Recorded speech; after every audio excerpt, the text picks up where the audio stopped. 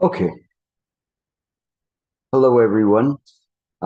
This is our regular Monday night class. For some of you, it's Tuesday morning. We'll begin with joint palms and bow. Recitation of the four great vows. I vow to deliver innumerable sentient beings. I vow to cut off endless vexations. I vow to master limitless approaches to Dharma. I vow to attain supreme Buddhahood.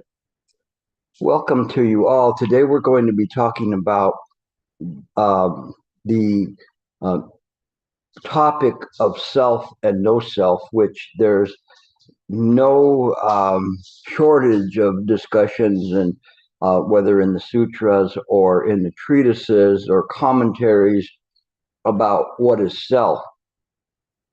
I think that quite a few people have an erroneous idea about self and how self applies to the Buddha mind.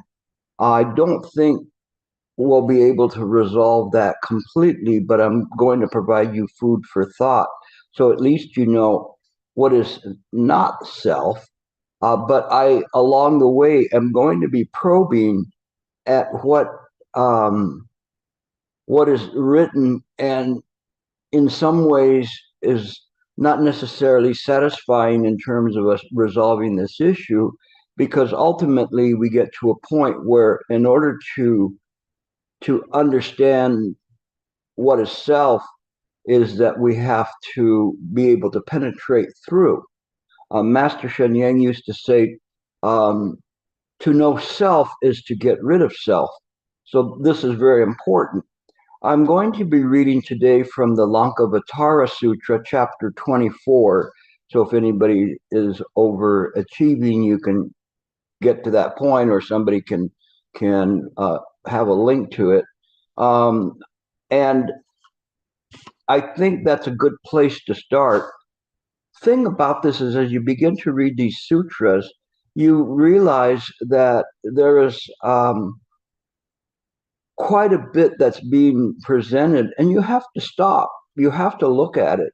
You cannot just simply read past it and say, oh, I'll get it the next time, I'll do it. No, you have to really make a big effort to try to understand. And you'll see in the manner I'm time prevented me from doing this, but I don't know if you can see that or not. You see that there's quite a bit of writings and highlights and different colors that are on the page.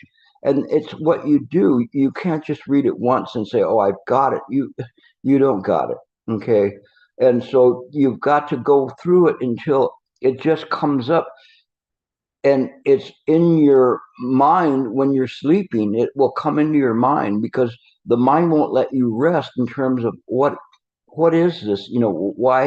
Why is this there? I have one of my dear friends that has been caught up on this about the magically produced tiger eating the magician, and she's seen it everywhere, and it's coming up, and it's natural when one gets a turning phrase like that, one begins to explore it, and then eventually the mind will give up its wealth. But it's not easy. It doesn't just give it up.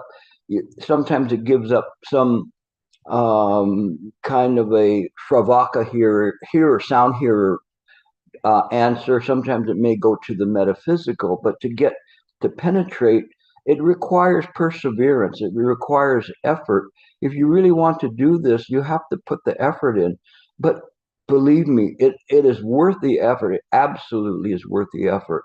It comes little by little, and as you begin to gain more and more familiarity with the sutras and the treatises and the terms, then it'll all come together. Those who are beginners and are listening, just be patient. It will come to you.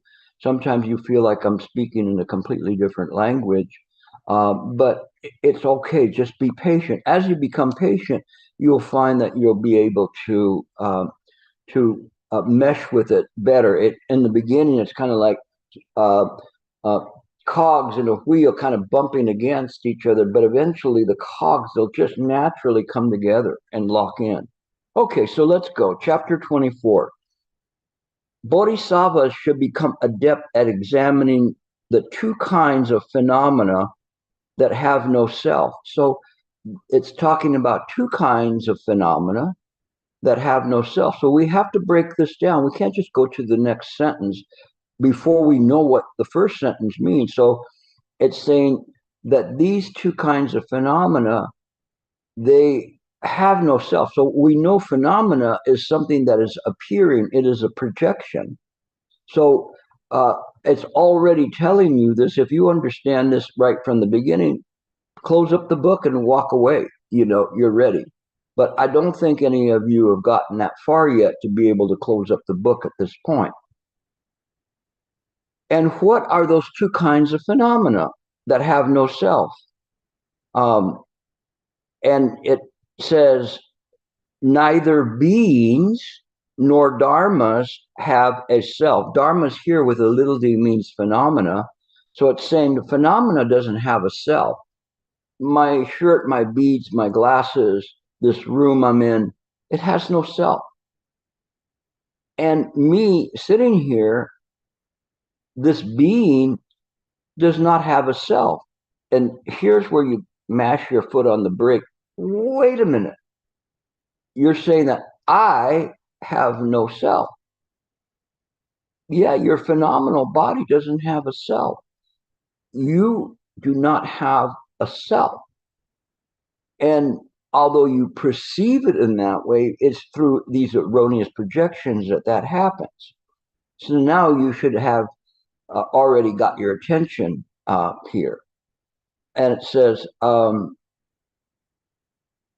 what does it mean that beings have no self? Good question. The assemblage of the skandhas, the dhatus, the atayanas, constitute, which is comprised of what is thought as an individual, arises from ignorance, karma, desire, and do not include either self nor anything that belongs to self. Now, we've got to go back to the beginning of that. It was a long sentence for one thing. But when we're talking about this and we're looking at the words, we have to know what the words are before we go on.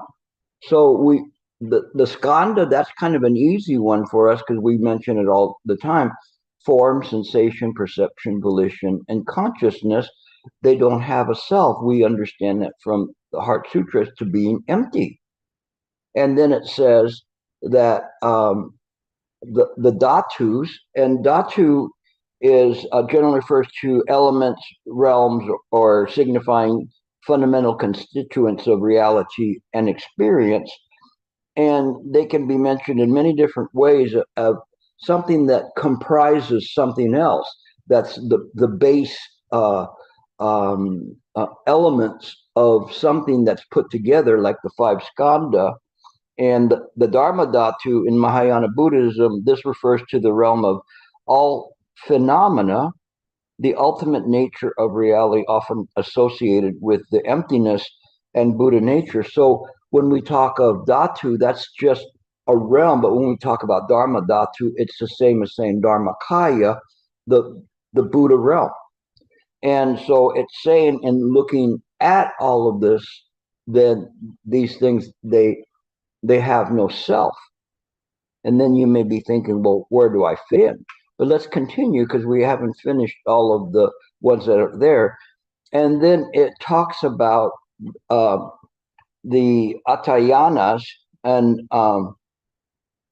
in terms of this, and that is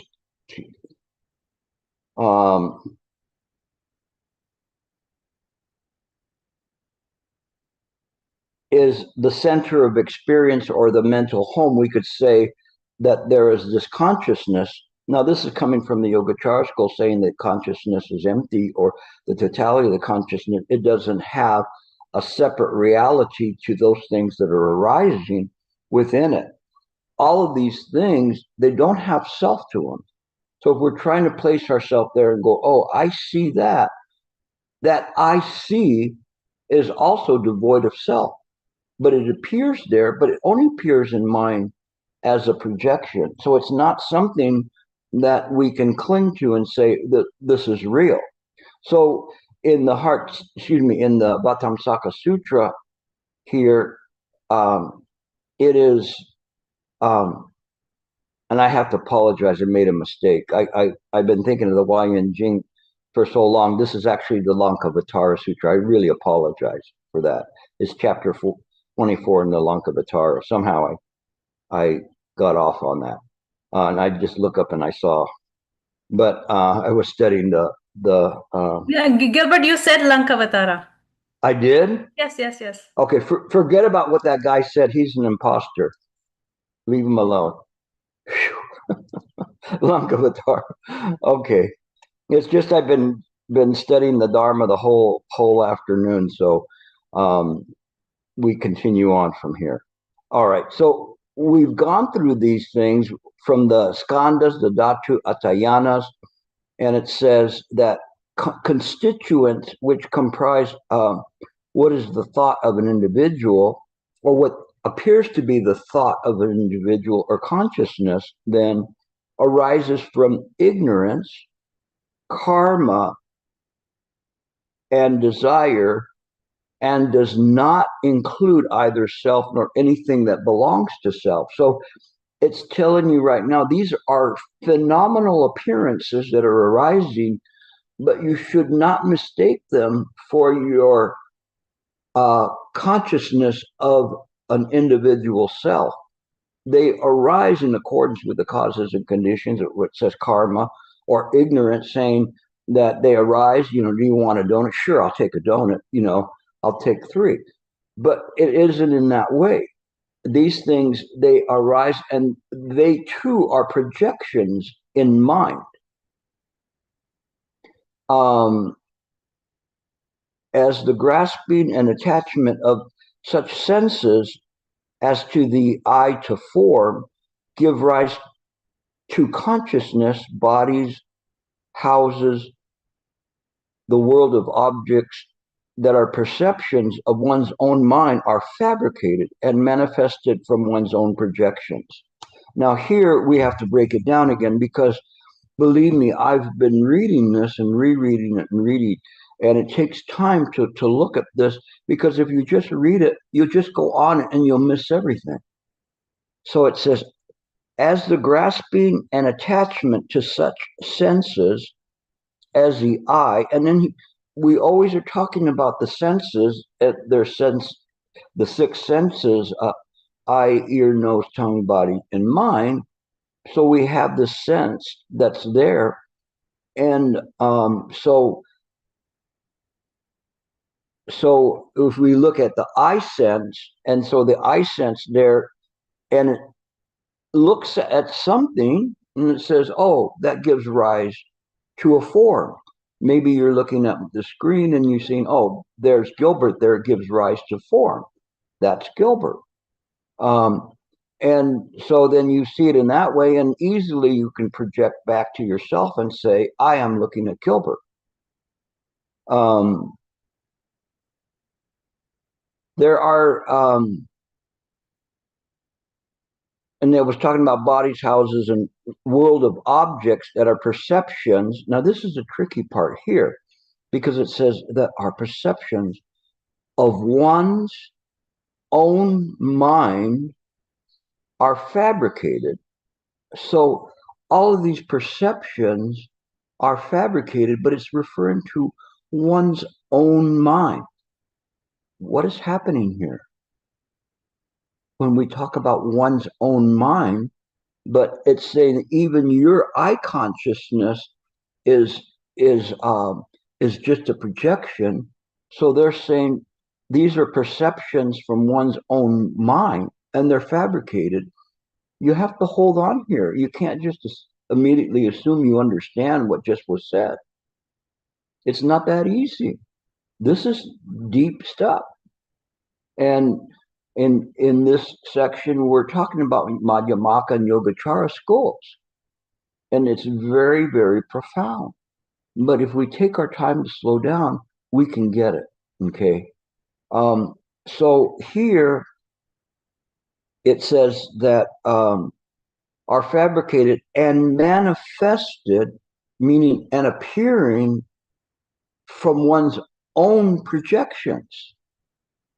So who is this one's own then? How do you distinguish that from self? This is where it separates out, the grade school kids from the academics, from the scholars and great practitioners. What's the difference? What is happening here? Wait a second.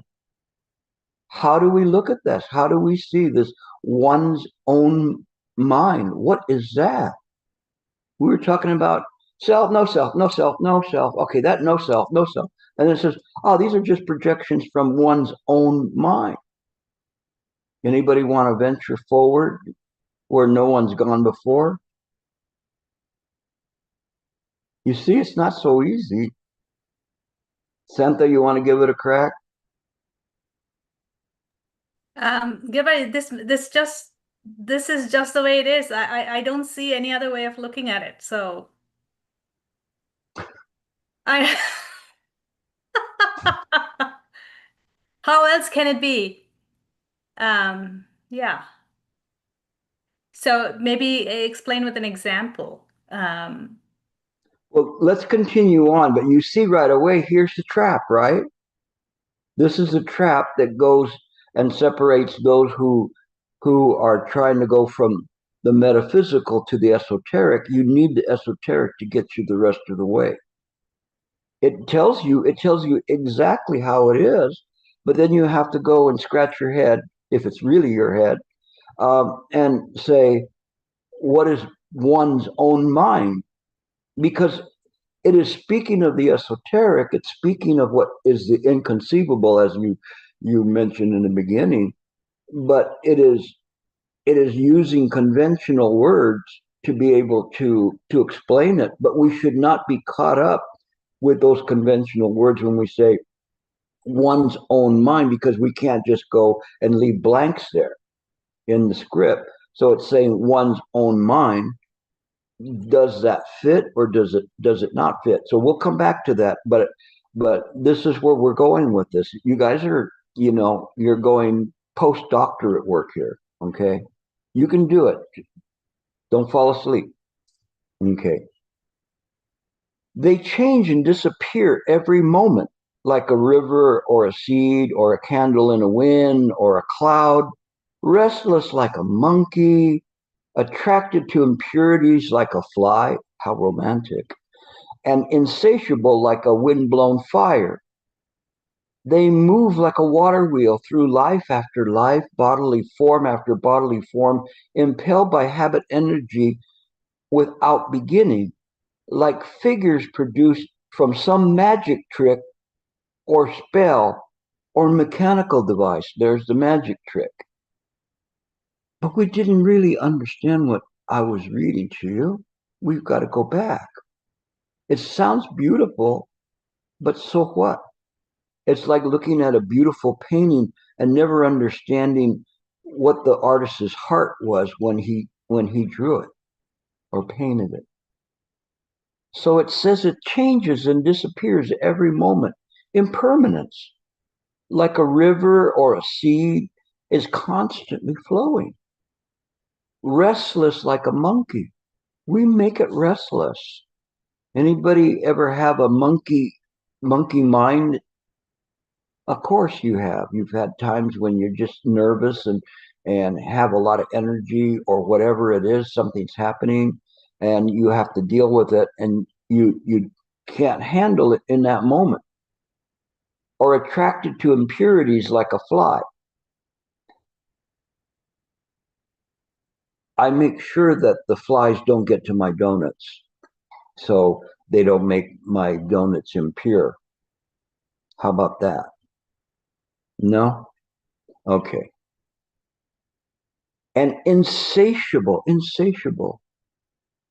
Once when I was very, very, very young, my parents took me to the beach. And I did something foolish, which I didn't understand, which was I had drank some salt water. And from that point on, I had an insatiable thirst that couldn't be quenched. until later on that night. I was just drinking up everything I could drink up, but I couldn't quench that thirst. But this is life. This is how we have in life. We have this unquenchable thirst for this life. Even if it's a bad drama, we still there looking and seeing what's going to happen next. What is going to be here and what is there. We have this thirst for life. It's a pity that we have this thirst for life, which is ignorance, and we don't have the thirst for the wisdom. If we had the thirst for the wisdom, this is true joy, as we'll find out later on. And then it says that impelled by habit energy without beginning. And this part kind of bothered me a little bit, in that when we look at it and we say without beginning, I look at it in two ways. One, that mind is just mind, and it's always been mind, and the primordial mind has never had any beginning to it. But can we say the same for dreams? Was there a beginning of a dream or an ending of a dream? And it's just a matter of something I need to work through myself in terms of it. I understand both sides of the issue. If we say that mind is just mind, it's perfectly mind, it's never been anything but mind, or where we say the difference between a primordial Buddha and an appearance body Buddha, one of them comes into the world because there appeared something that was there, and we cannot say that was the original Buddha body, or do we say that?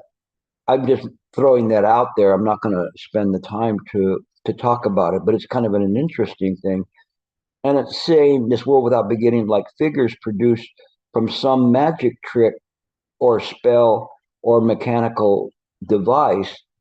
And the idea in terms of this use of the term magic is one in which we say that you guys, when you see magic tricks, that it's an illusion.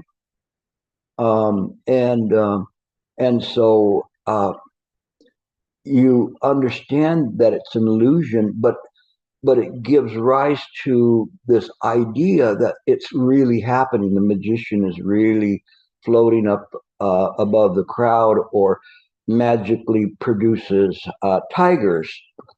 And in the Buddha Nature Treatise, they talk about this magician that magically produces a tiger.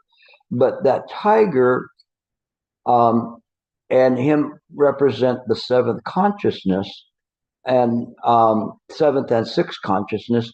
And the thing is that once one begins to meditate, the first five consciousness are sealed, and so do not produce information for the sixth consciousness to put together. And because of that, that magically produced tiger is looking and doesn't have anything to eat but the magician. So it eats the magician. It is just in this way, it is devoured by its own illusion. And this is how we see this world, is that it is devoured by this illusion that we see that none of this is real. We're still in samsara. So we're self-devouring, literally self-devouring, devouring the self. That's why it all collapses. What remains then is, in the Yogacara school, the eighth consciousness, which is there, and it's freed from all of these magic tricks or illusions or projections.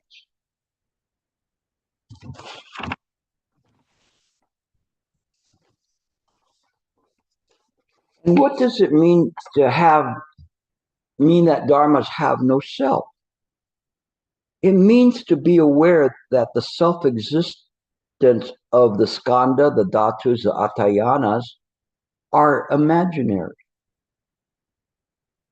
That the skandhas, dhatus, atayanas are assemblages put together, tied to desire and karma.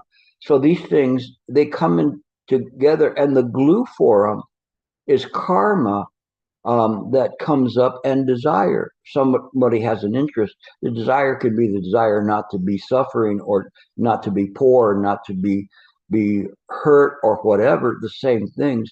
But all of these things glue these together. And this is why they call it the five aggregates. They're connected together. And you look at it, and the mind's looking at it and going, that's real. Oh, my back hurts me. Oh, my gosh. Where did that come from? My back hurt. It wasn't hurting a moment ago, but then when I looked at my body, it starts hurting. Oh, my gosh. We see things in this way, and we create the world around us. We create our joys and winnings and our sufferings, and we are constantly at it. We're good at it. We're very adept at creating imaginations. But who is this we that does this? I thought we threw him out before, but then he was coming back as your own perception. So what is this? Let's continue.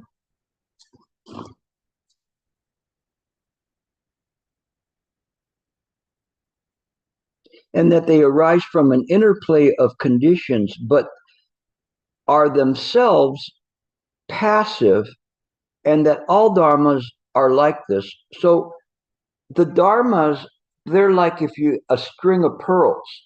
And so if you have something that's strung together, they're not really moving. We could go like this, but in relationship to everything else, they're not really moving. They're still in the same position as they've ever been. But we perceive it to be movement. But in fact, this pearl doesn't jump over this one, this bead doesn't jump over that, whatever. It is just the way that we see it creates the idea of movement. And there it goes the ignorance of seeing things in this way then produces the form and the desires and all the rest of the 12 nidanas that are coming up because of this.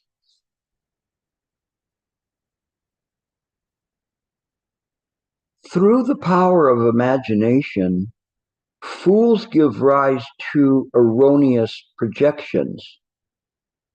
So fools, people that are not smart, they're ignorant, give rise to erroneous projections. They give rise to them. Devoid of individual or shared characteristics, but not the wise, because they transcend the mind, the will, and consciousness, the five dharmas, and the modes of reality. They go beyond those. They look through them, however you want to say it, but there is a knowing that's there that's very important for us to understand.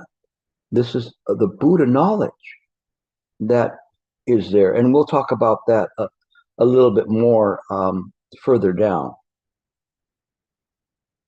So, but when we look at it, let's start again from the first sentence here. Through the power of imagination. The mind has great power, and if it can be used in the proper way, it can heal people and find solutions to world suffering. When it's used in the wrong way, it can create weapons of mass destruction. Enough said, right?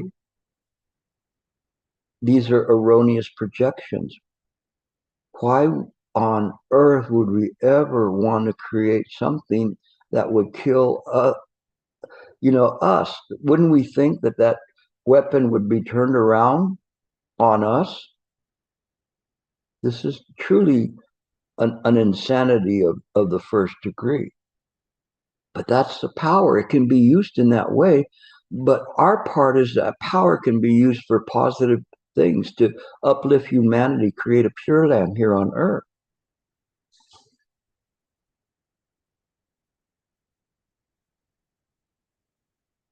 Mahamati, and Mahamati is a disciple of the Buddha, and he's asking him all these questions.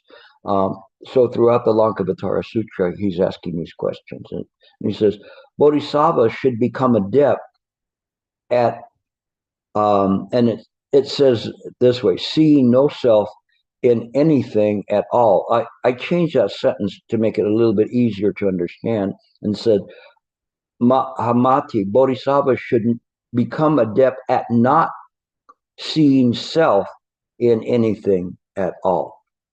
So we should not see self in anything.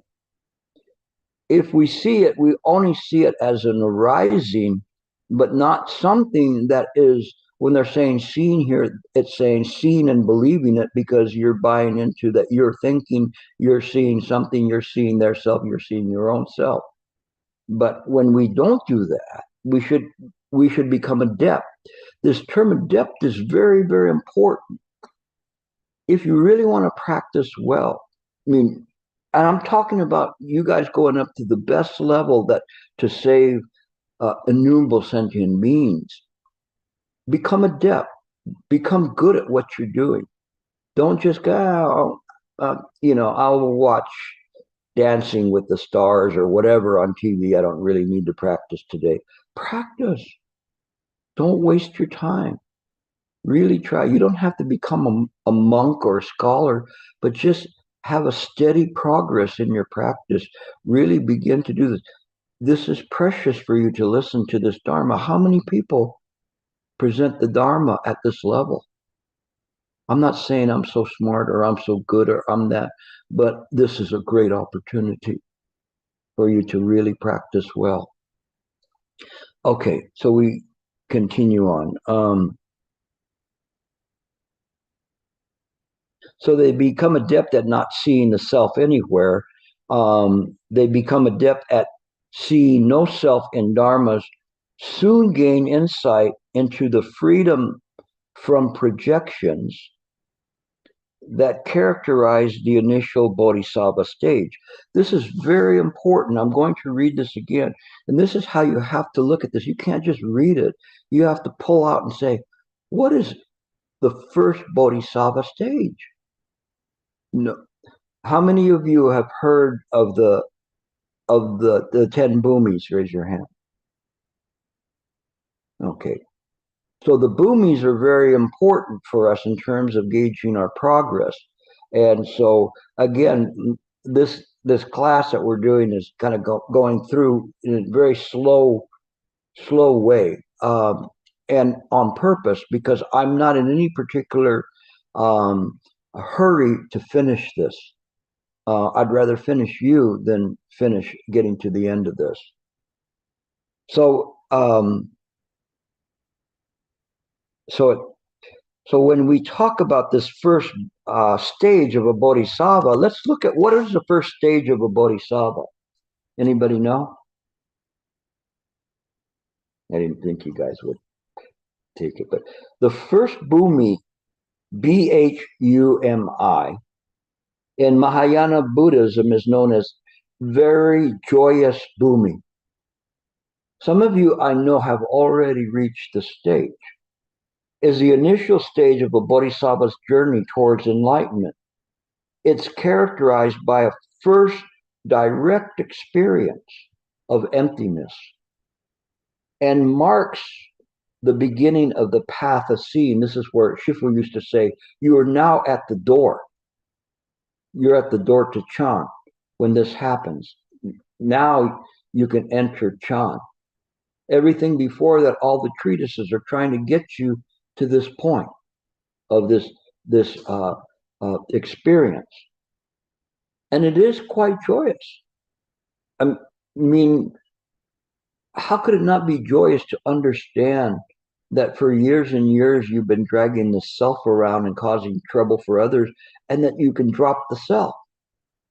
And then there's a value there way beyond any monetary value there or any other kind of object of desire value that's there that you willingly want to share with others.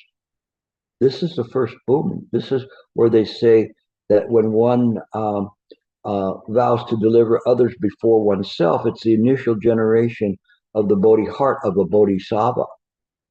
This is the point. And so he's saying, at this stage, bodhisattvas develop a deep understanding of emptiness overcome attachment to the self and external phenomena, and perfect paramita of generosity. And it is this way, my gosh. It really highlights generosity and highlights patience as well, where one has this great generosity. No, I can do whatever I want now that I'm retired during my day, but this is where I want to do this. I want to cultivate the practice and share it with you, even if it means, you know, studying 5-10 times longer than my lecture lasts. It's because of this generosity. I want to truly share it with you. And it says, the first bhumi is attained when a bodhisattva directly perceives emptiness, the ultimate nature of reality, which is freed from inherent existence. This realization brings great joy, and the bodhisattva recognizes the impermanence and suffering inherent in all phenomena, leading to the relinquishment of attachment to the self and external objects. So it's saying you relinquish this. Mind is there. Mind is always mind. Nothing that is in mind is going to go out of mind. But we understand that that's not our mind. That's just dreams. That's just imaginations, a magical convention that comes up, but it's not the true nature. When one realizes that, just that little bit to go through the door to Chan, how could you not share it with others?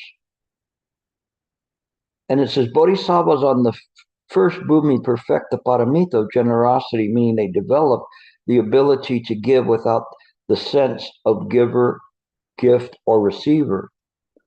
I remember once very early on, after I had some experiences, I'd sent Master Sheng in my own naive way of doing it. You know, if you want to write, why don't you dictate it? It would be faster. So I sent him a dictaphone machine and the transcriber. But I know maybe he's going to use it, maybe he won't, maybe he'll give it to somebody else. And I wrote, this gift does not have a donor, nor does it have a receiver. Use it as you wish. In other words, saying don't feel compelled to use it. You know, I'm offering this, but it's an offering without a donor. It is just simply the way that we do things. And this is this perfected generosity that we get to at this point. I truly want to share that with you if you haven't got there yet. And it says the first bhumi provides for the essential foundation of bodhisattva's continued progress on the path leading to higher levels of realizations. Okay, so now you understand, you know, about the bhumis. And we're not going to go through all of them today, but I wanted to at least give you a taste of it because it's mentioned here in this sutra. And I want you to have working knowledge of what you're reading. Don't just pass by things. Google it, do whatever you want to do. There's plenty of source material that you can get to. And so just stop, pick it up, read, and then continue on. And you'll be all the better for it. So then when we say this, I put in the lines there here, then who is seeing is this dualistic when it's saying that seeing no self to gain characterizes the initial stage and this awareness, who is seeing? We haven't quite got to that completely yet. And they delight in examining the characteristics of such awareness. It's like, I think Robert had some time where he was working on things and he delighted because he made a connection and he could see the things. It was just sweep, sweep, sweep. There's a joy to that you get. I knew that he had made some breakthrough because of the way that he was explaining things. It wasn't explaining it in a scholarly way. He was explaining it in this joyous way. I remember once before a retreat, I ran into Master Sheng going up and down the stairs at CMC, Chan Meditation Center. And poor guy, you know, he's got now. I'm that poor guy, but you know, when people see you, they have a chance to talk to you by themselves, so they'll make use of that time. And I caught him and I said, Shifu, I I want to tell you, you know, I'm coming to this retreat and I have a very great joy. You know, there's such a joy of the Dharma. And and he looked at me and he just went and he nodded and he was just good, good. And then when I was walking away, he called back and said, but Gilbert, don't be too joyful. So he was bringing me back to the middle way in terms of this and not to cling to this experience. He was so impeccable in his little tiny instructions that he gave to me that shattered mountains before me. It was amazing. But we have this joy, but then we ratchet it back, we move it back a little bit, and just have this joy there. I I can say there is still this joy, but not in the same sense as it initially came through. Um, it is the joy for me right now in presenting the Dharma to you, in knowing that this will be heard by people in their heart. There's a joy there. Okay, and then we continue on. Chapter 30, thinking about beings in the future ages, Mahamati asked the Buddha, Bhagavan, please tell us about the practices of realization where bodhisattvas become great practitioners. So now he's going to tell you how to do it. So pay attention, okay, because it's coming up right now. And the Buddha told Mahamati, there are four practices, the mastery of which enables bodhisattvas to become great practitioners. And which are the four? So the first one is becoming adept. Remember this term, adept means that you're really practicing hard. You're not just doing something, you really become adept at whatever you're doing. Distinguishing the perceptions of one's own mind. Wow. Distinguishing the perceptions of one's own mind. So we have to look at, say, well, I thought there's no self, but he's talking about mind. Don't mix mind and self. But distinguishing the perceptions, all these perceptions that come, what is distinguishing me? Think about this for a moment. Because you're going to go and read this and you're going to go right through that and you're going to miss it and you'll get it maybe 5 lifetimes from now. But let's stop. Let's take a look at it. What does it mean distinguishing the perceptions of one's own mind? There is something that is aware of these perceptions. It didn't say they're real or not real. It is just that the mind is aware of these perceptions that are coming up, that are manufactured from one's own mind. In a person that is has seen their nature, perhaps there's less perceptions from the samsaric side, but even to a person who's a good practitioner, there's still perceptions there. The difference is that those perceptions come from the mind itself, not from being generated as an illusory perception. This is very important, a very, very, very important distinction. As I look at the time, I realize we're not going to get to that part, the full payoff. So make sure you check in next week, because this is very, very important. Okay. The second is perceiving the non-existence of external existence. In the practice, sometimes they say that when the bodhisattva has proceeded to the point of no outflows.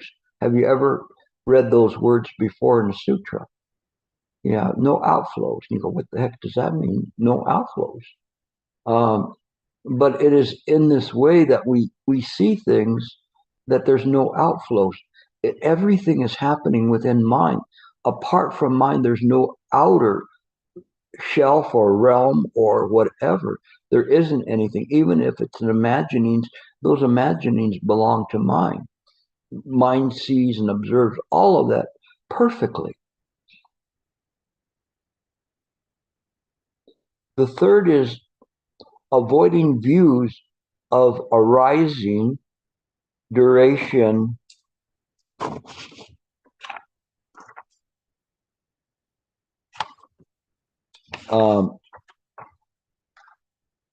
and then it's kind of weird. My page kind of drops off there as a comma, but I think just saying avoiding views of arising and duration is number 3. So when we start thinking in the continuum of time of arising and duration and views, it's been so long, when's this class going to end or whatever, when am I going to get there? Whatever rising and durations and things like that, they're really the trying to think of a word for it.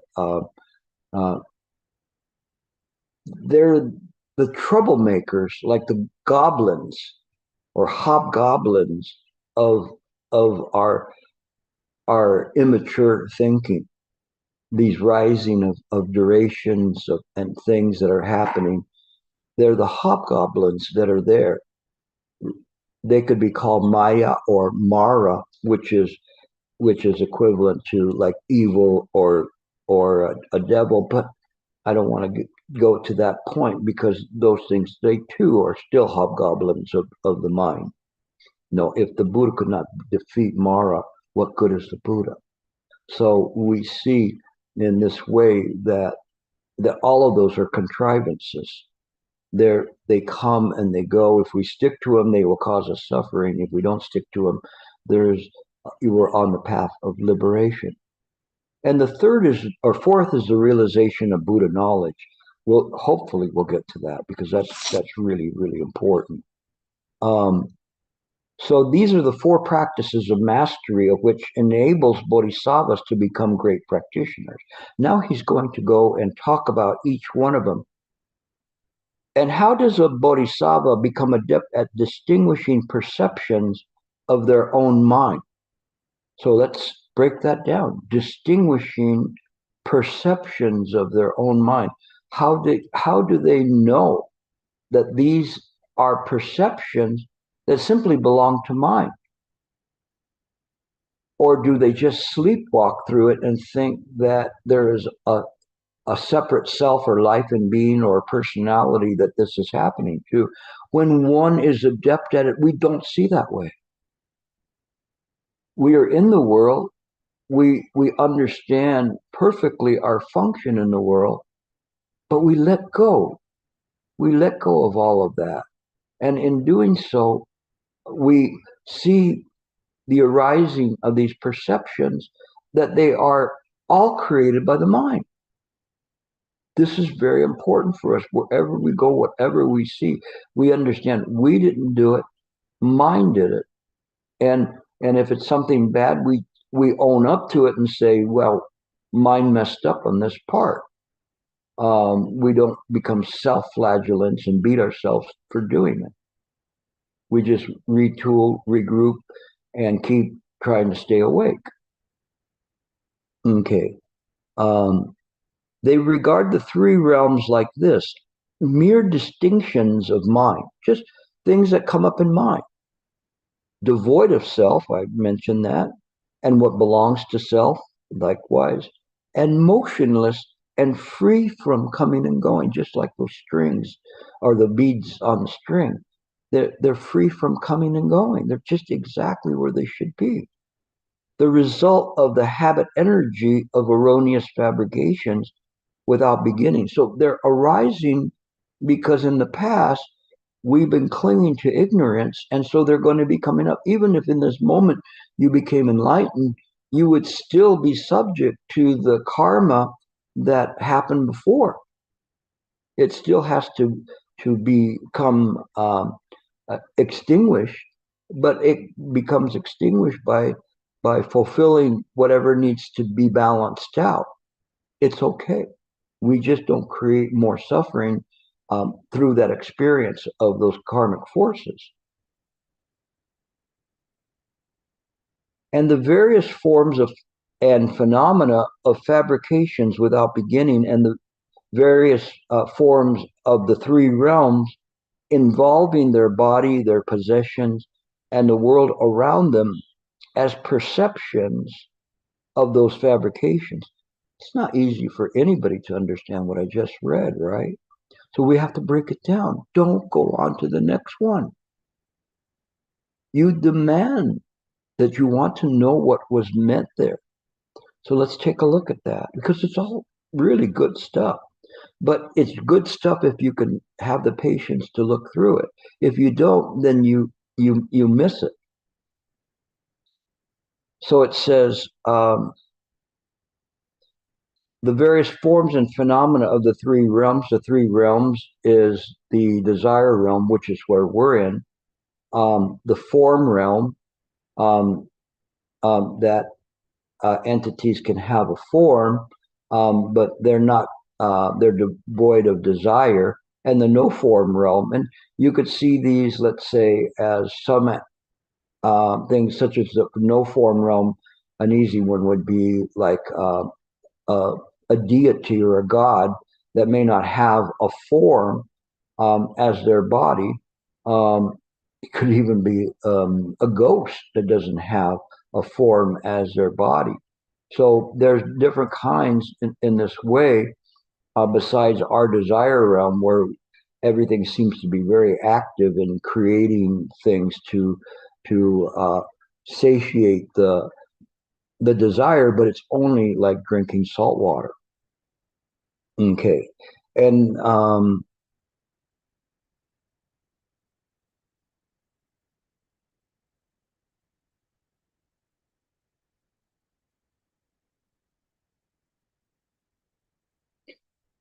the second one then is, and how do bodhisattvas become adept at perceiving the non-existence of external existence?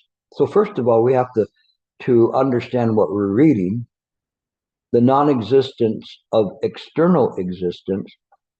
When we say that a bodhisattva no longer has outflows, it means that it doesn't see things in a way in which there's something external to them.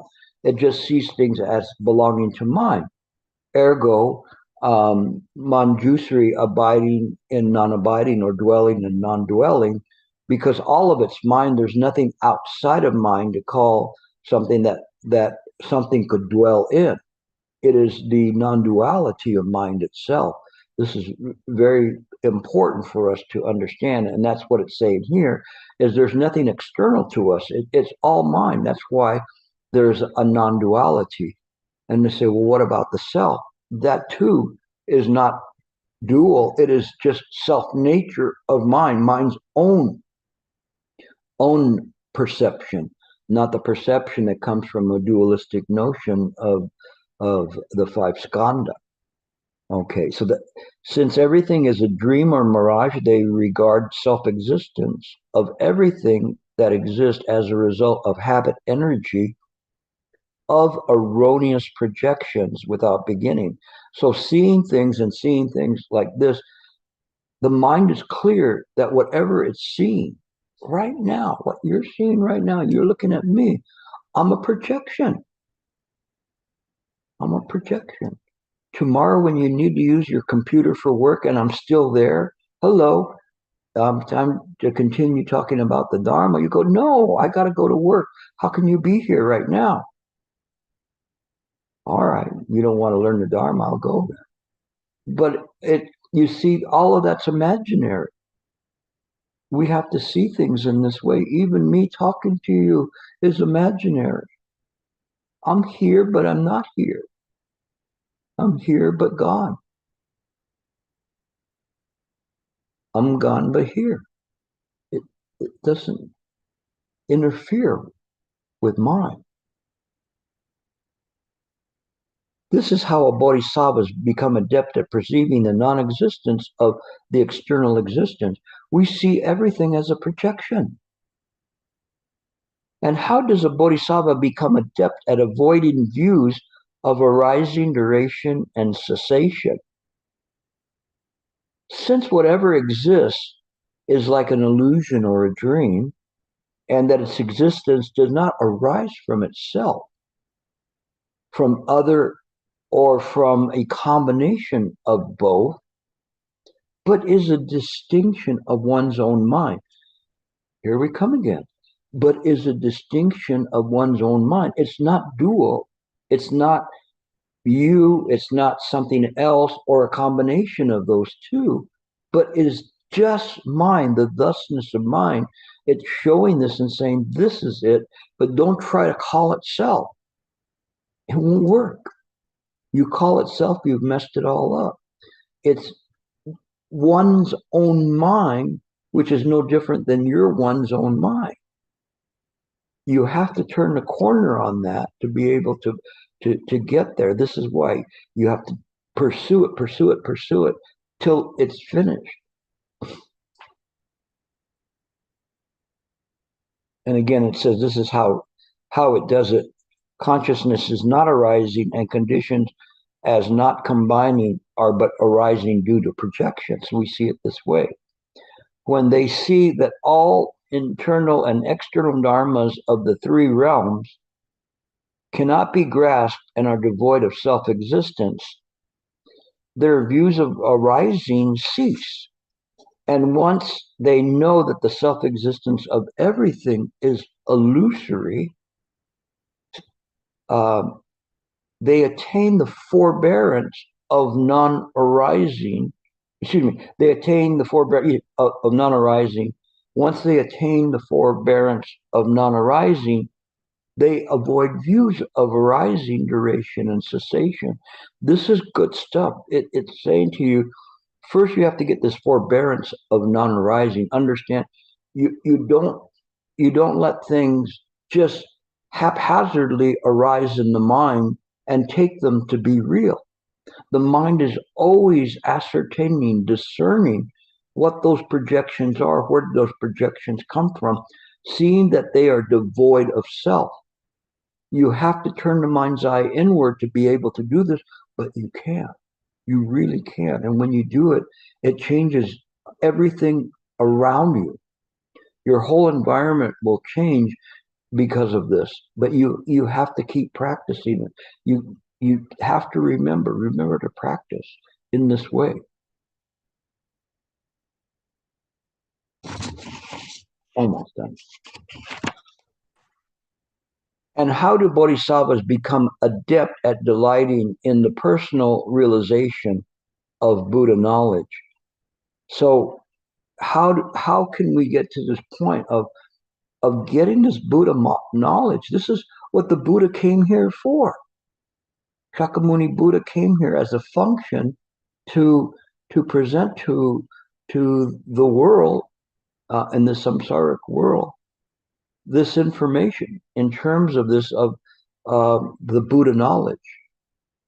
The Buddha knows this. We don't know it, but the Buddha came here to say, hey, let me give you a primer on how to do this. And when he does it in that way, if we practice and listen well, then we too can gain entry. Upon attaining the forbearance of non-arising, they dwell in the 8th stage of the bodhisattva path, where they're able to transcend characteristics of the mind, will, and consciousness, and the 5 dharmas, the modes of reality, the 2 kinds of no self, and where they acquire a projection body. Wow, this is way too much. I could teach about this for for a day just on what was said, but we have to move through this. But I do want to talk to you about because it's talking about the eighth bhumi now. Let me see if I can get to that one.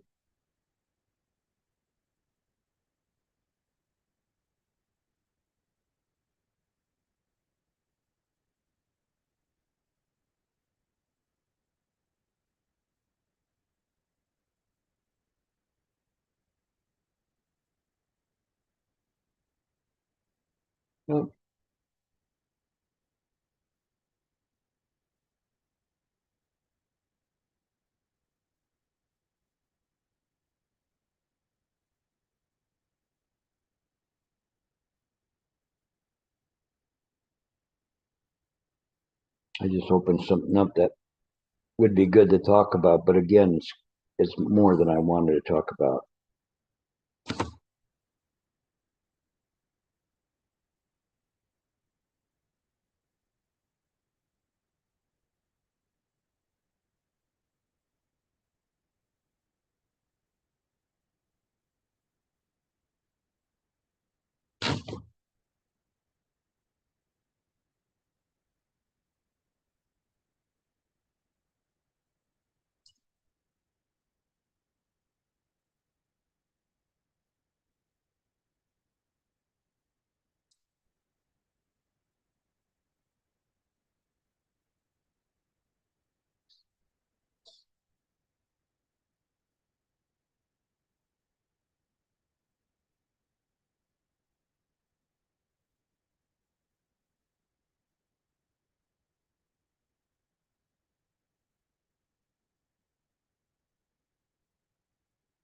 Mm.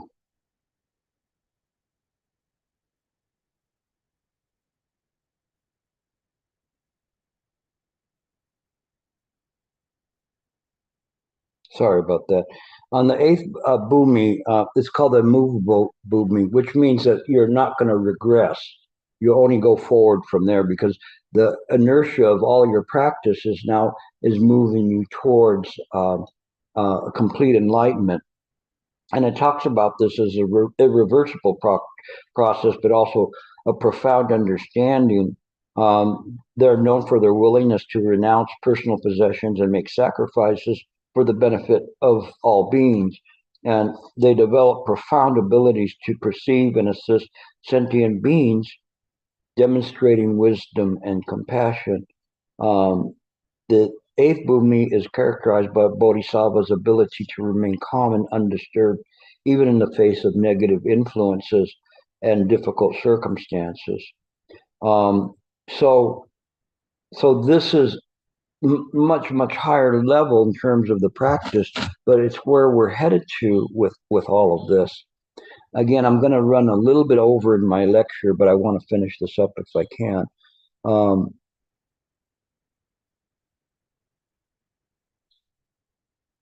Mahamati asked the Buddha, "Why is it called a projection body?" The Buddha replied, "Mahamati, the reason it is called a projection body is because it travels quickly and without obstructions, like a thought.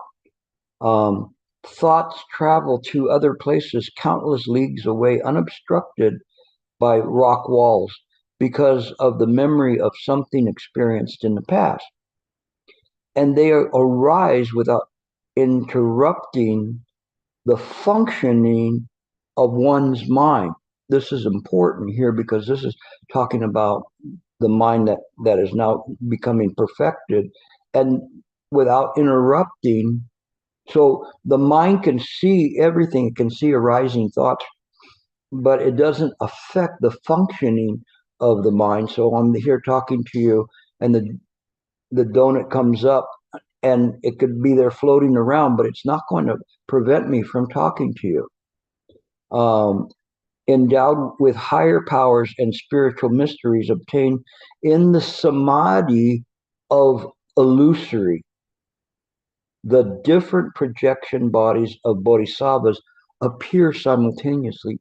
You have to feel this. The different projection bodies of bodhisattvas appear simultaneously. There's one we were talking about week from the Virochana, in which Shakyamuni Buddha's body appears in as millions of lotus petals, and in different places, each gaining enlightenment simultaneously. It's a different way of us looking at things. But here, what's the most important is that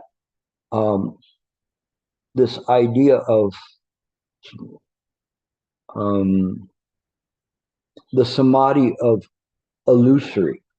This is very important. You might want to Google this and look it up. It's quite interesting because the samadhi has anybody heard of this samadhi before? This is very important because this samadhi of illusory means that as you're sitting to meditate, then you have to just simply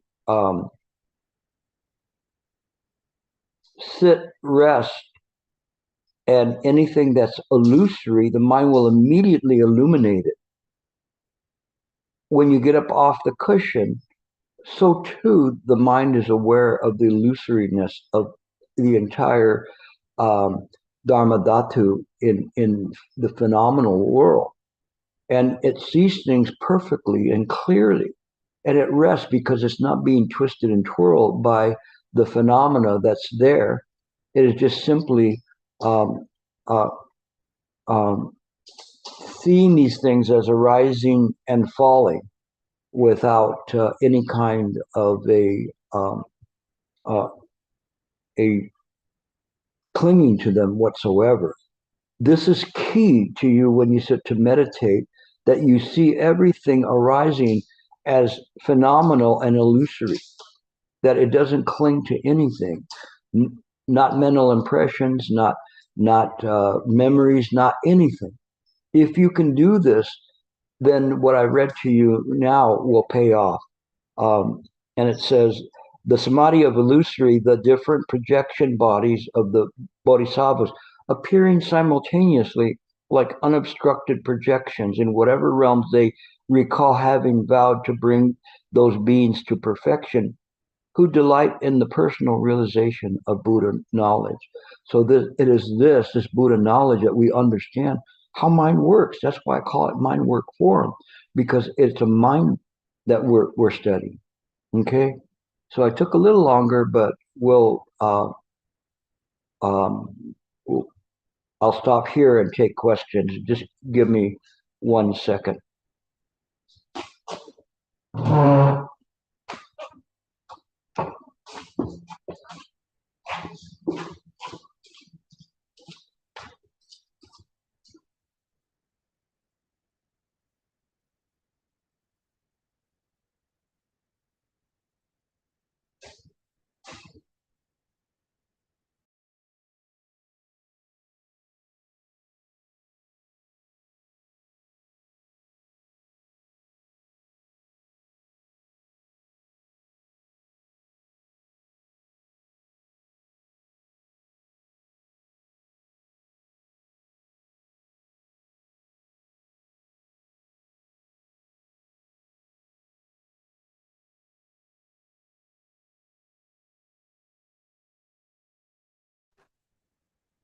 Gilbert, you're muted.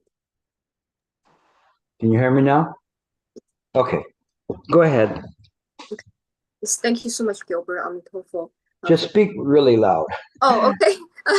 Yeah, no, I can definitely speak louder. Thank you so much for the lecture, Amitofo. Thank you so much, Gilbert.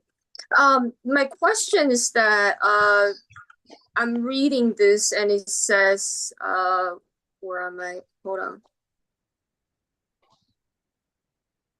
Why does this use the word personal in who delighted in the personal realization of Buddha knowledge? Since we're talking about not self, so I feel like the word personal is the opposite meaning of that, or is it not to throw away the experience as this impermanent being? not to throw that. So basically walking the middle path. I wonder if that's the answer. Thank you so much. It's kind of difficult for anybody to write about the non-conceptual and not get trapped in some of these. This is why I make my little notes saying, whose mind is it? And just so that even though I understand the point of view that they're coming from, they nevertheless have to use traps of conceptualization to explain things. And this idea of personal is the idea of just Buddha mind itself, devoid of anything else that we could trigger and say that this is something that belongs to a self. But it's difficult for us to explain that, and I'm not faulting the person who translated it or any. Sometimes I will, because it really makes a big difference in when they're doing. But here I understand the person that's translating this is really making a sincere effort to try to go in the right way. But we still have to say our own, our own mind or whatever. But our own mind is like the diagram that I always draw, the root, where it's matching halves. There isn't really our own. That's just self-nature of mind. And so if you read it in that way, it'll make sense. And then you don't have to worry about, why are they saying personal? But it's okay. I mean, for you to pick it up, that's good, because then you have to look at it and see. If people use it haphazardly, then they're just taking people astray from the true meaning of it, because they do not have their own experiences to be able to correct it. I point them out, but I don't beat the interpreter with it unless the interpreter was so sloppy that they didn't care about it or didn't understand their own level. But here, I think the writing was for the most part very, very good in terms of explaining things. This is difficult what is being presented, and difficult to lecture on. But the only way I can do it is to take you through it slowly. So, as long as you got that, then you're way ahead of the game. Okay. Thank you so much. You're welcome. Tom? Evening, Gilbert. I have a comment and then a question. When your comments on retirement really tickled me, because this is one of my favorite things to say. Of course, I am literally employed, but when people ask me what I do, I just say I do whatever I want. It just so happens that I want to help my students and teach. And so I go to class and give lecture and so on. So anyway, my question was regarding the boomies. And my question is basically, which comes first, the boomies or the practice? In other words, do we practice specific things to attain the boomies, or do they happen as a consequence of our practice? Maybe a different way of saying the same thing. Do they have to come in a set order, or do they just happen spontaneously? Okay. Anybody that knows me knows that I, in somewhat abhor levels and lists of things and orders, because it kind of pre-programs people into thinking they have to do this and they have to do that or whatever. But one can go from a first boomy to an eighth boomy in snap of the fingers. So it's not that you can say, oh well, Gilbert said you could do that right now, so I'm at that level. It is not in that way, nor do I gauge myself and say I'm at this boomy or that boomy or whatever. I never think in that way. I use them for the sake of showing the qualities and characteristics, the mindsets at that point of someone that's practicing at this very high level, let's say the eighth boomy. But I don't look at it and say, oh, it's going to take you so long to get there, or you have to go through this one first. Did you get through the seventh boomy? How did the seventh boomy feel like? It isn't in that way. There's nothing that way. Although they describe it for the purpose of setting forth the qualities as one progresses, but one can jump quite fast through all of those boomies depending on the causes and conditions of their previous practices, their sincerity of the practice, their no regression, the quality of instruction that they're getting. All of these things can bring about a quick thing. So it's not like, well, if you really practice hard, by 2030 you'll be enlightened. It's not in that way. It is just simply a practice we don't think about. And sometimes I really hesitate to talk about the bhumis because of that, or any kind of stages or levels, because I think they're traps. But the bhumis are good in that they show you the qualities of the practice, where what the mind is doing at that point. And so it's not bad. I'm not saying that you shouldn't follow or study them. They should. You just don't set them as your ruler to judge your practice, or that you have to go through and get this. I think you're probably still too much in the academia and turning your tassel one place over. But there's no tassel turning here. Okay, just keep doing what you're doing. You're doing fine. Thank you. I appreciate it. It's not that they're ranks, it's that they're maybe features of a developed practice. Yeah, to think of them as ranks would be very rank.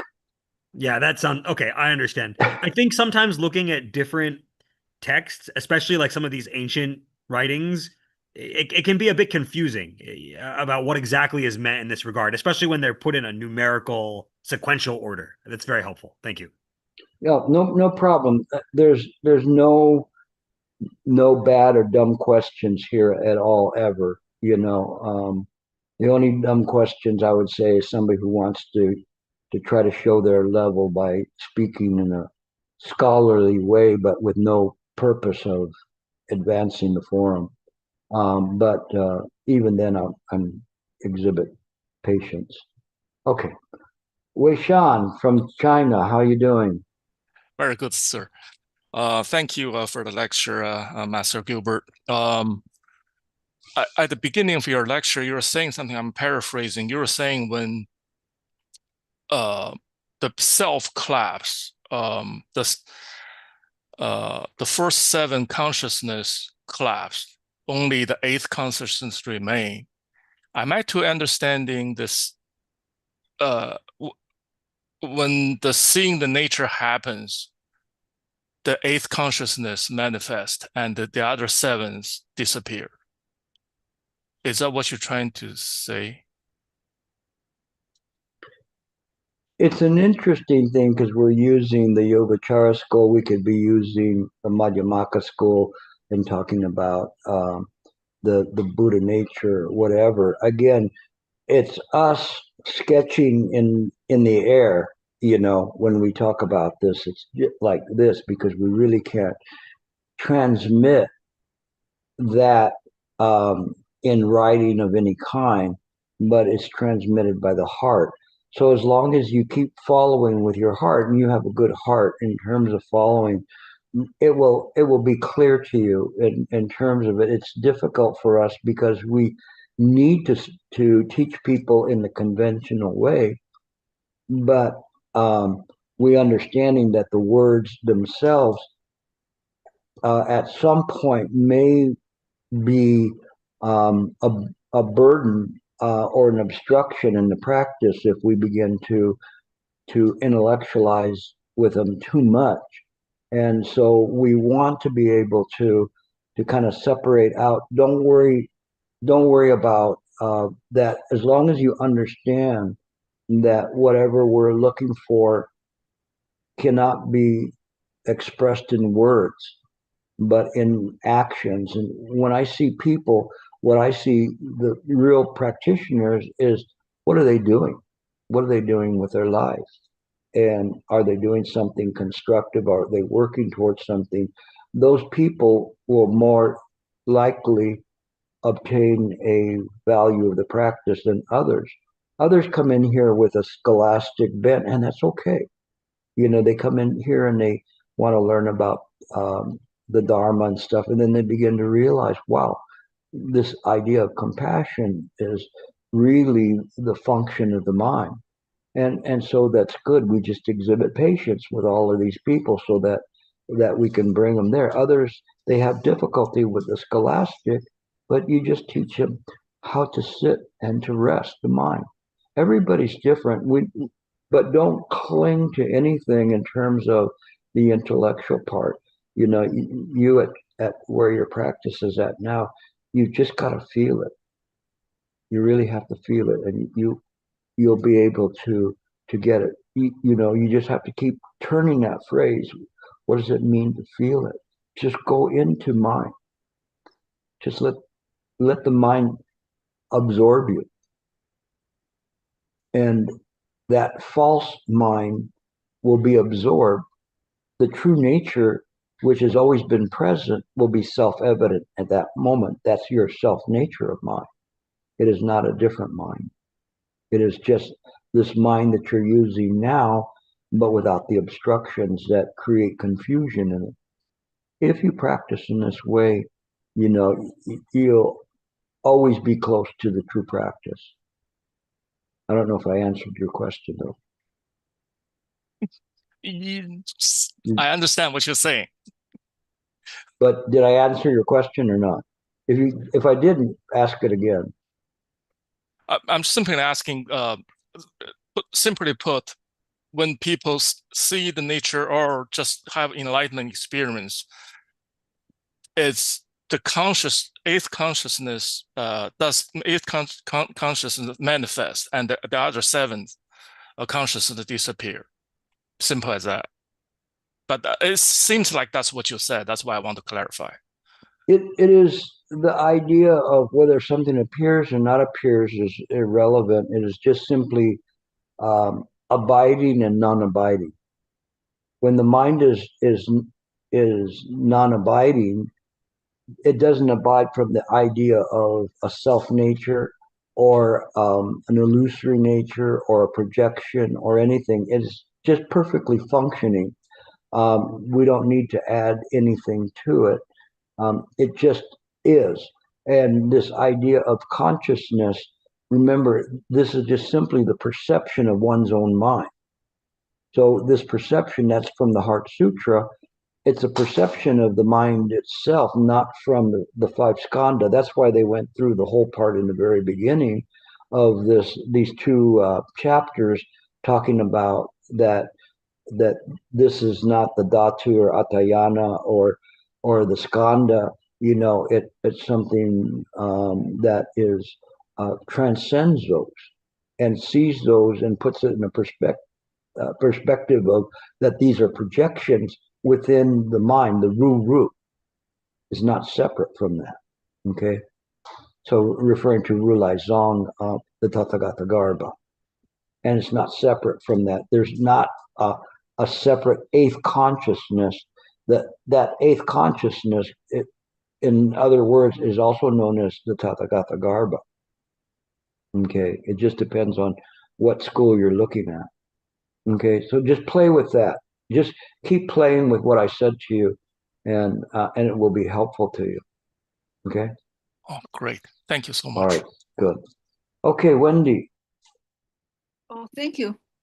Thank you very much. I have a question. It's mind projection. Whose mind?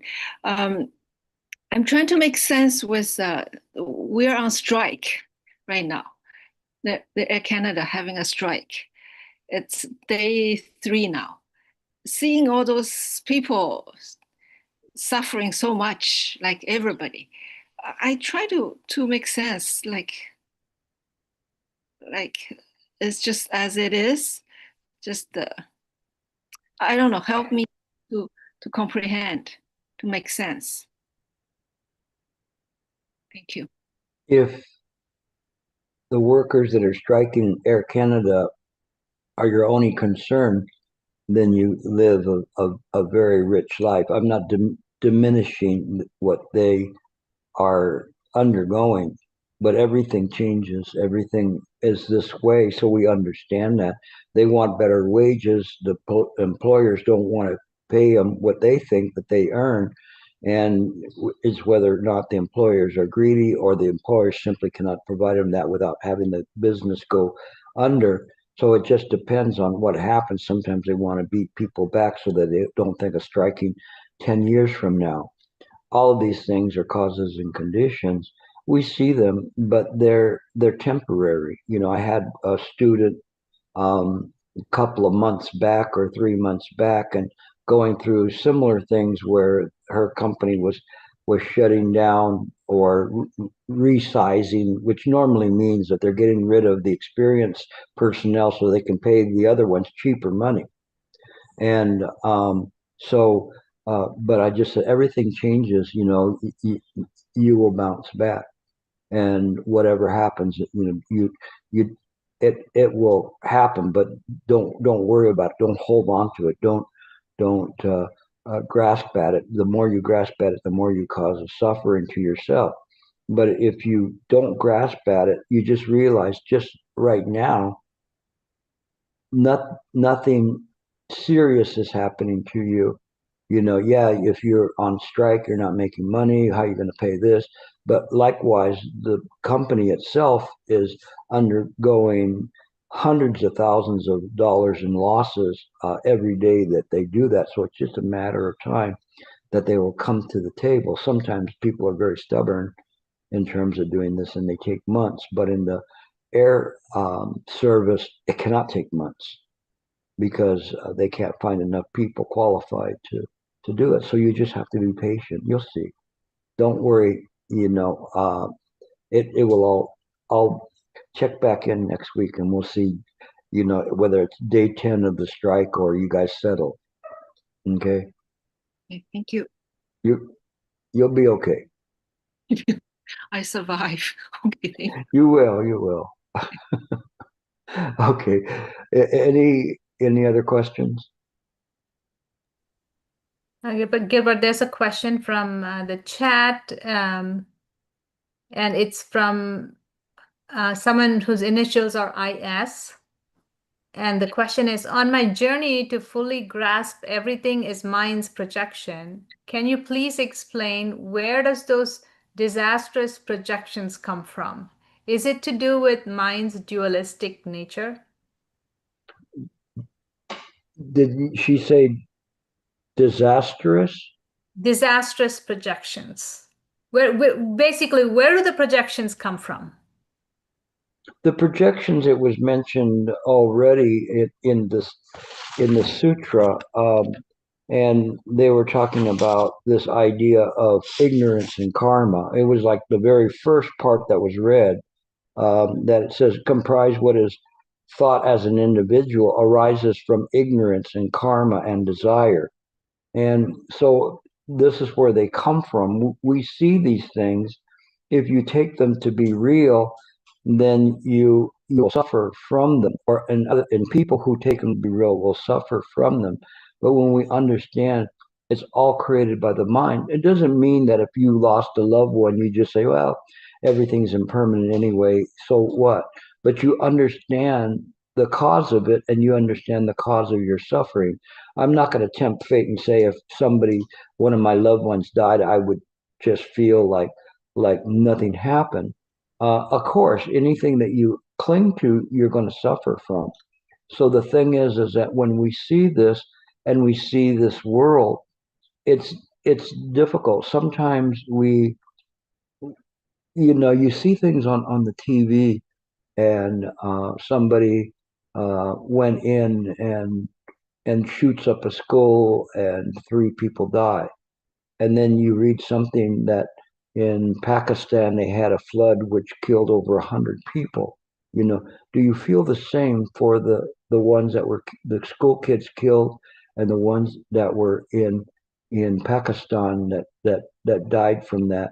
No, we have to be clear about our idea of unbridled compassion, that unbridled compassion goes to all sentient beings. And if we just focus on one disaster, that's an attachment to something, because you identify with it, what disaster it was, but there may be disasters in the world that are 10 times more, 100 times, 1,000 times more that have happened, so yesterday in Ukraine, seven Ukrainians died from a bombing.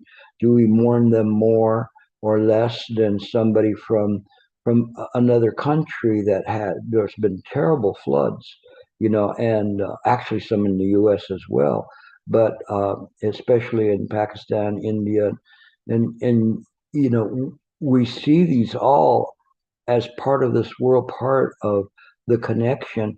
We give compassion, try to help those people, help the families in the best way we can.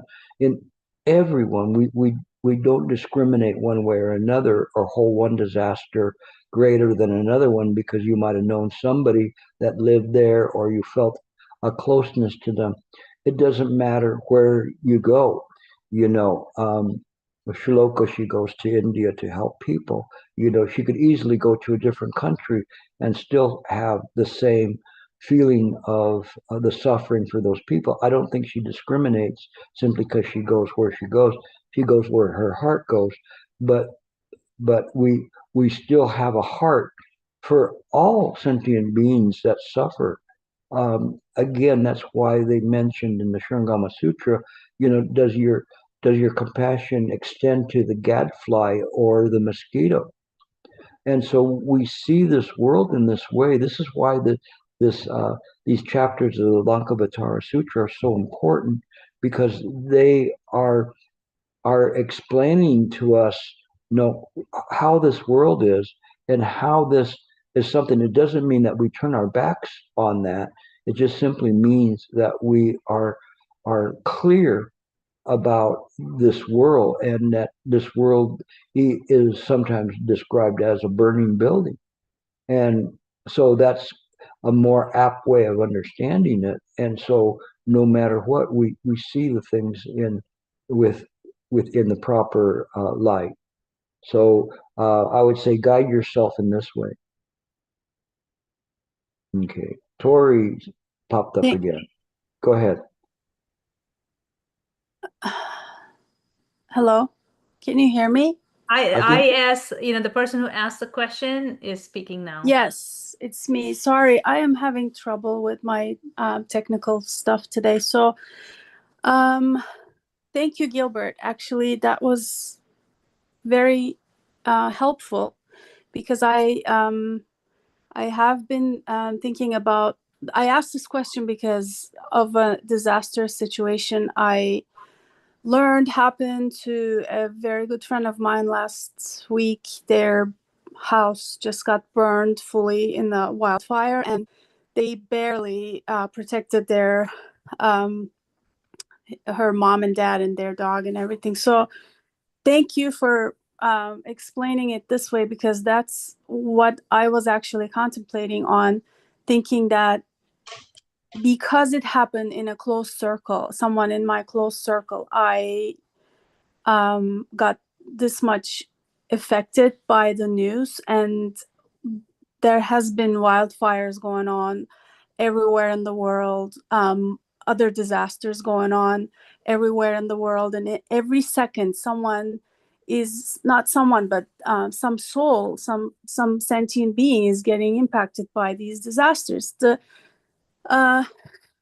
generating some wider understanding and compassion, I guess, is the lesson that I kind of learned out of this.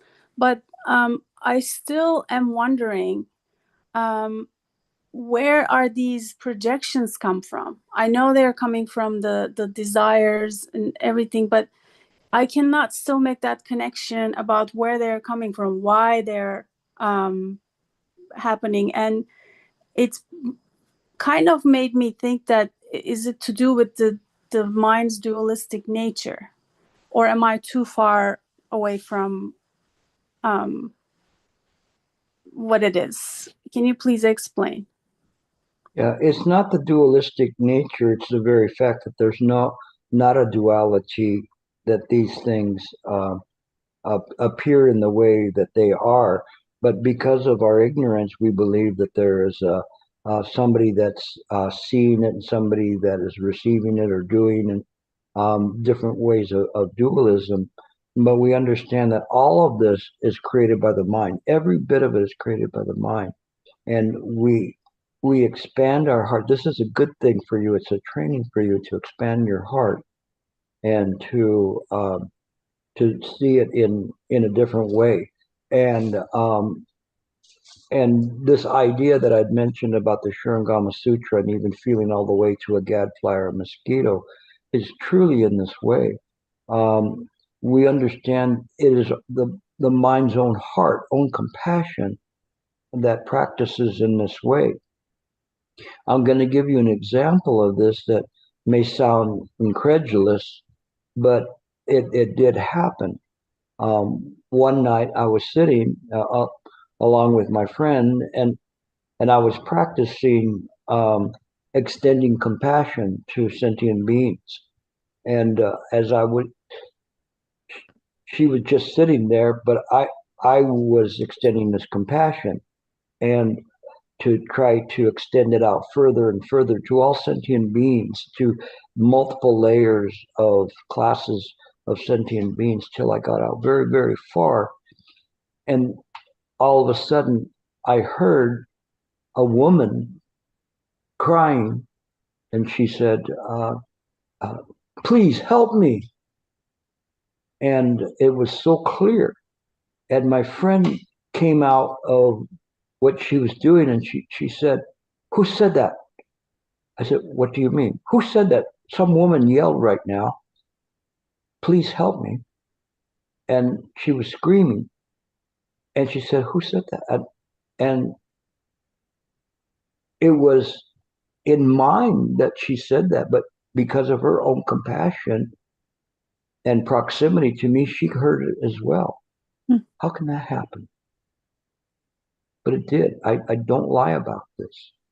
How could that happen? Because we're all connected in this way. And because she was close enough and has a compassionate heart, she actually heard it as well. It's very strange, hard to talk about these things, and people say, oh, you're making this up. I'm not making it up. It happened. And I say it not for my making me something special, but to show you how ordinary it is for us to extend out our compassion to all sentient beings. And sometimes that's the way it is when you're extending this compassion. You hear the cries of so many people, the distance, some of them all collectively suffering, some starving, some dying. There's so many people, some that are being persecuted or harmed by a family, some Christians, Muslims, Jews. I don't care. I don't discriminate. I pass on blessings to everyone. And it's this way, but there's an intimacy there as well that was very surprising to me, for this one voice to come out so strong in this way, that not only did I hear it in mind, but my friend heard it as well. And so we have to think, how does that work? How does this work? But I tell you that to show you that your idea of compassion right now can be broadened. There's no limit to it. Absolutely no limit to it. So when I spread compassion in the evening, there's not one sentient being that I forget about. I try to include all of them, not just the sentient beings from this present moment, but in the future, and those who have already died, to extend blessings to them. It is in this way then we begin to evolve into this unbridled compassion. It's very important for us to understand that in how we practice to take care of all the sentient beings, even knowing that the sentient beings are projections. To them it still matters, and as they are non-dualistic because they are a projection in mind, it matters to mind too. As we begin to practice in this way, it really changes our practice tremendously. Yeah. So I know you're a good person. I know You know, I've spent a lot of time with you because of your potential. And this is the part that now you have to explore this great compassion. You will see how many ways that you can demonstrate it and bring people to the Dharma because of it. Thank So you. Thank you. You're welcome. Thank you. You're welcome. It was a good question. And again, there's no stupid questions here. You know, I think stupid is when you have a question that really needs to be answered, but you're too afraid to ask the question. No, this is a great opportunity for people to have it. So I thank you all for listening today. I tried to give you the best I possibly could, and I felt that I actually was able to do it. A little more time, but it's all right. It was worth it for you to get this. So thank you all. Thank you, Letty. Letty, I'm going